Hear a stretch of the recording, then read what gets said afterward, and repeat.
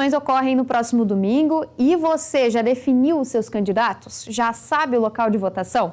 Bom, uma das principais preocupações dos eleitores é não ter esse ano o valor da passagem de ônibus para ir votar. A Prefeitura de Porto Alegre publicou um decreto nesta segunda-feira que vale para os 2 turnos. A Eduarda Rocha está na nossa redação integrada e traz mais informações sobre esse assunto. Boa tarde, Duda.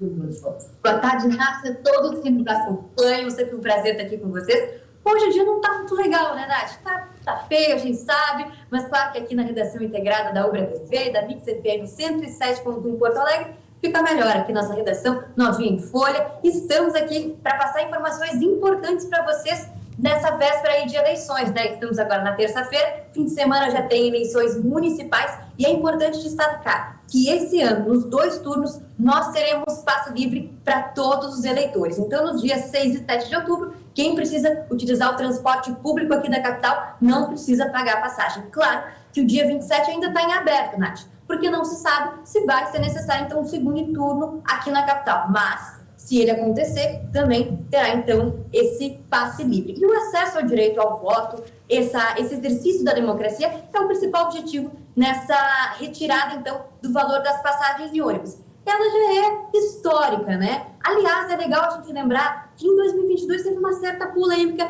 em relação a esse assunto. Desde 1995, existe a lei que regulamenta esse passe livre durante as eleições aqui em Porto Alegre e também em outras cidades do Brasil. Acontece que em dezembro de 2021 foi então discutida e aprovada uma lei que foi colocada em prática em 2022, na eleição presidencial. Naquele ano, em Porto Alegre, foram então diminuídos os números de passe livres, de datas com passe livre na capital, Porto Alegre. E com isso, entre as datas que foram retiradas, as eleições ficaram de fora. Acontece que isso causou uma certa polêmica entre a população e, claro, né, com razão, que a gente entende que o pessoal quer esse passe livre durante as eleições, mas então, por conta disso, até chegou inclusive no STF, inclusive até por maioria decretou a permissão da oferta de transporte público no segundo turno das eleições daqui do ano. Então, realmente causou esse tumulto, mas então a gente ressalta que esse ano terá passe livre sim, no primeiro e segundo turno aqui em Porto Alegre para a população.